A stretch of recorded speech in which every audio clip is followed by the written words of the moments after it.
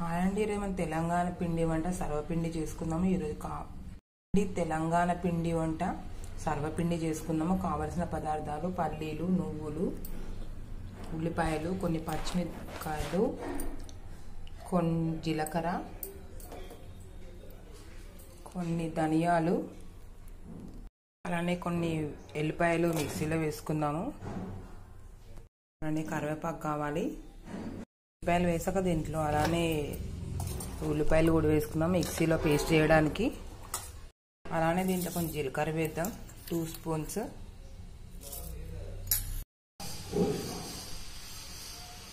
మనం 2 గిన్నెలు బియ్యం పిండి వేసుకుందాం.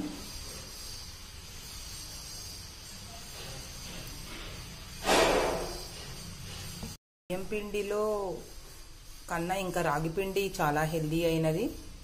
అలానే కొంచెం రాగి పిండి కూడా వేసుకుందాం. మన బోన్స్కి అన్నిటికీ ఎంతో బలాన్ని చేకూరుస్తుంది. నువ్వులు వేసుకుందాం. అలానే మనం మిక్సీలో వేసుకున్న ఈ పేస్ట్ వేసుకుందాం. అలానేది కొంచెం బరగ్గా చేసుకున్నది ఉల్లిపాయలు, ఎల్లిపాయలు, ధనియాలు అన్నీ.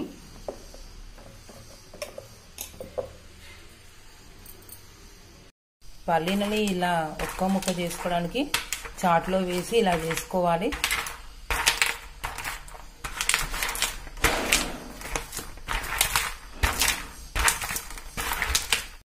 అలానే పల్లీలు వేసుకుందాము. అలానే సాల్ట్ వేసుకుందాం.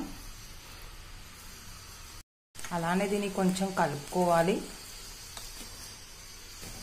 ఈ పేస్ట్తోని, ఉల్లిపాయ పేస్ట్తో కలుపుకొని సరిపోకపోతే కొంచెం వాటర్ వేసుకోవాలి.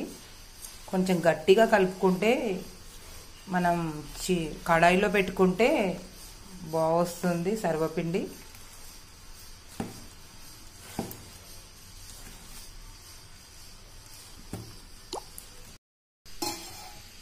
దీంట్లో ఆయిల్ వేసి, కొంచెం ఎక్కువనే పడుతుంది ఆయిల్.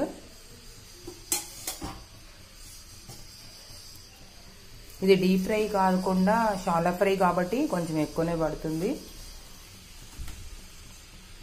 అలానే మనం కొంచెం చిన్న ముద్దను తీసుకొని ఇలా నొక్కుకోవాలి.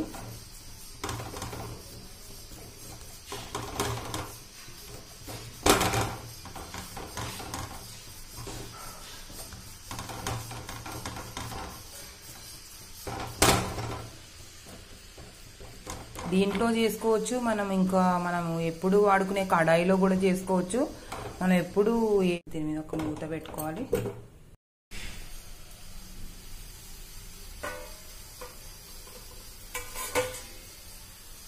వెనక సైడ్ కాలింది కాబట్టి మనం ఇది తీసుకొని వేసుకుందాం. ముందు కూడా కాలుతుంది. అలానే